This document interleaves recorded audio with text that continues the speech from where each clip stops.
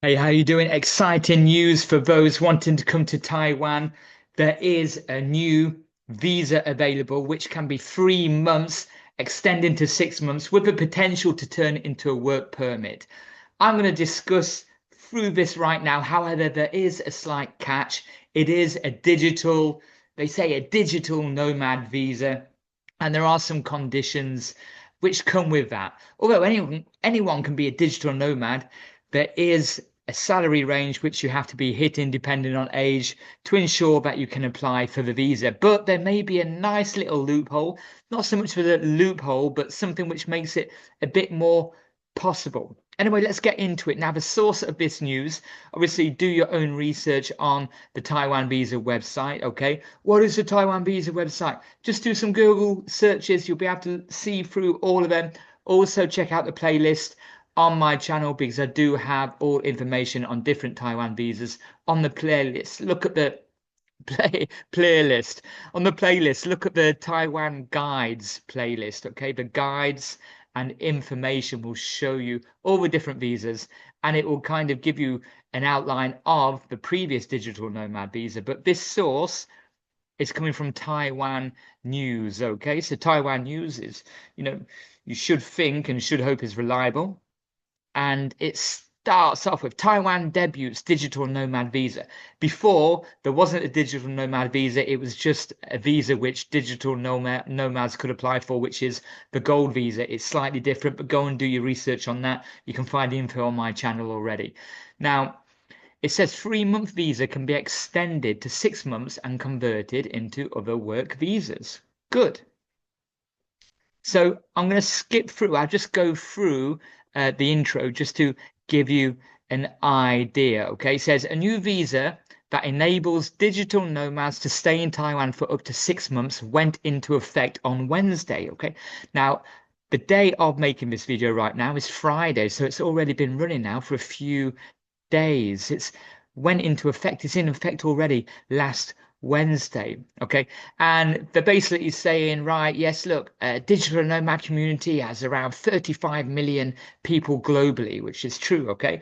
Not many in Taiwan, even if it's just on a tourist visa or something else, because let's be honest, and I've said this in previous videos, if you are able to work remotely or you're a digital nomad, Taipei in the winter, you just probably wouldn't be here. You'll be on the beach somewhere else in Asia or some other part of the world. However, this may play to your advantage later if you've already applied for a visa in a different country. I'm gonna tell you right.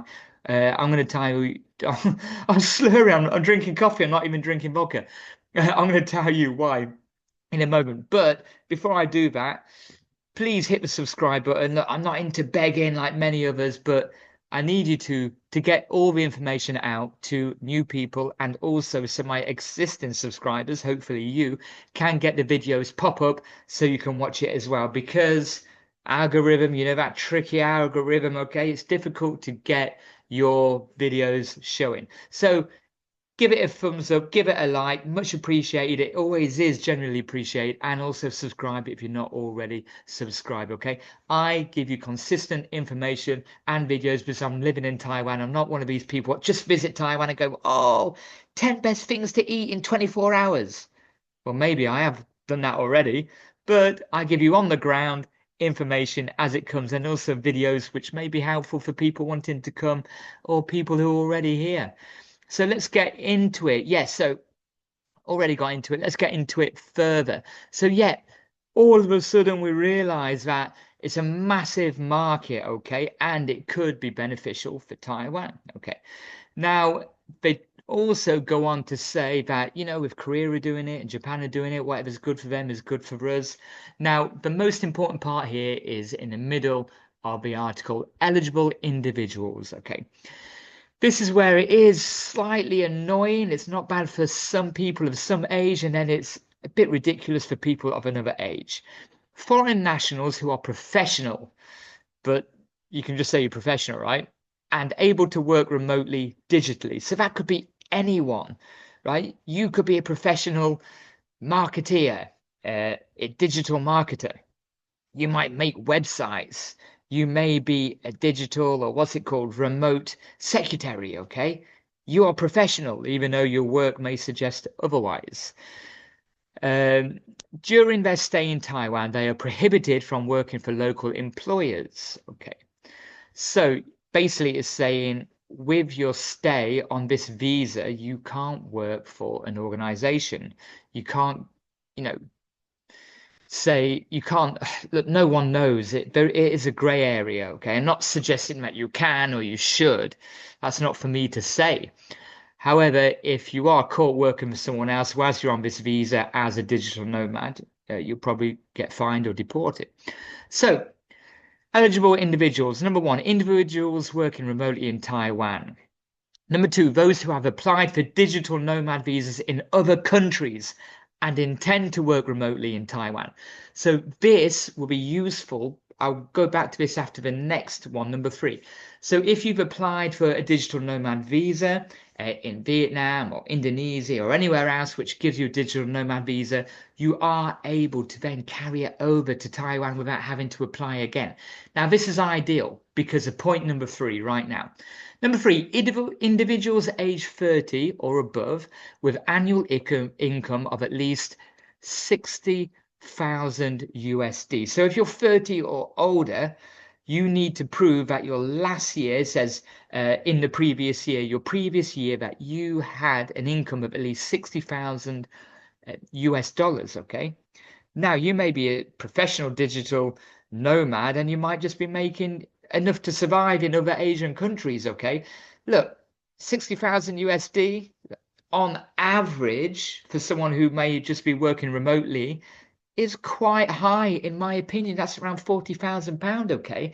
Now, to say you can be a digital nomad and work in other countries, especially other Asian countries, and be making half that, I know what Taiwan are trying to do. They're trying to set this kind of benchmark to try and scrape out other people while earning less, basically with the mind process saying we don't want Taiwan to be too full of people of the older age bracket who call themselves digital nomads and going to bum around like a backpacker just making 1,000 USD a month, even though some people could probably afford to live on that in certain countries. Okay, so for me that is quite high. Look, if you've got a already established digital online business, or you've got or you work hard, or you've got a lot of clients, then yeah, you may be hitting 60,000 a year already.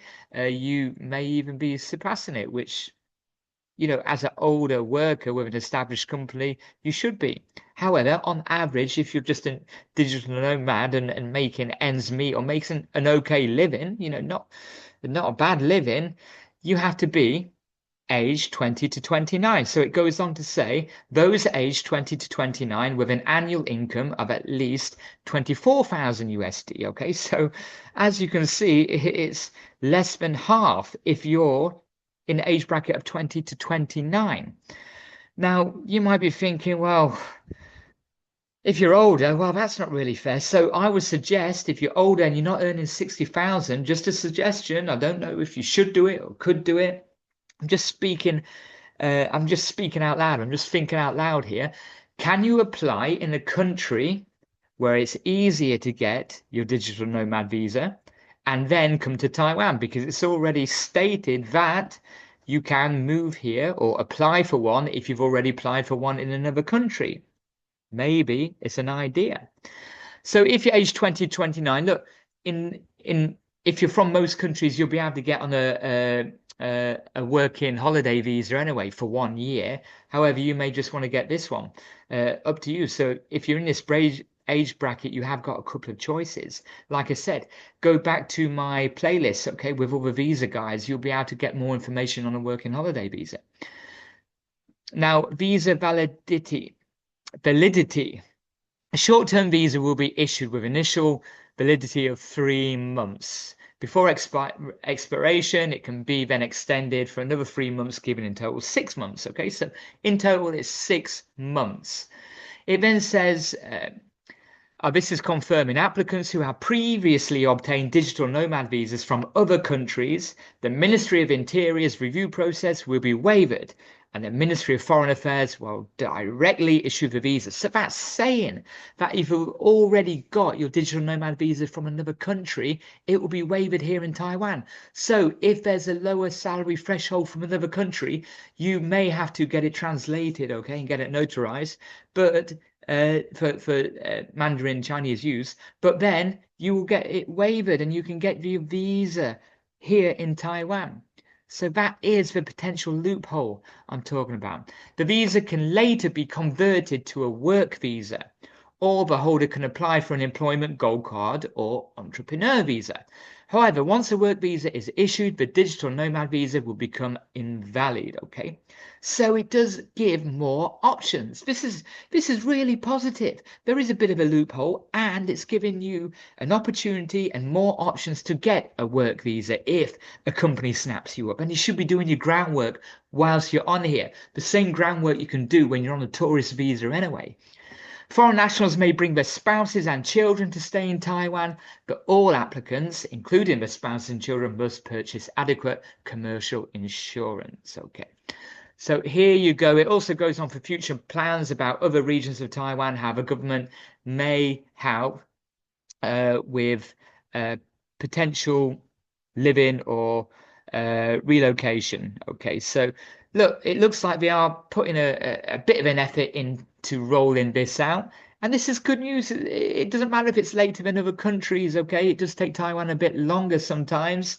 And regardless of what people do, I love a country. Regardless of what people say, it's still very behind on a lot of things, okay? Especially bananas and apples and guavas, what disappear at certain times in the year. Yeah, because it's weather, it's winter, we don't grow bananas. Okay, but surely we've got a surplus of bananas. Anyway, that's the story for another time. So, hope that was useful. Remember, if it was useful, give me a like. It's appreciated. I need it for the algorithm, not to make money. I don't do this channel for making money, as you'll see by my few hundred or single digit views on each video. It's just to put out information for people who I was once like, who are interested in coming to the country and want more information about it. And yes, I do offer paid services such as relocation services and job seeking consultations and general live consultations and crypto consultations, but I'm not pushing that. I just mentioned it now, but I'm not upselling it, okay? I just put out free information. So all I'm asking for in return is to show some love, subscribe, hit the like button, and check out more videos on the playlist and video section right now.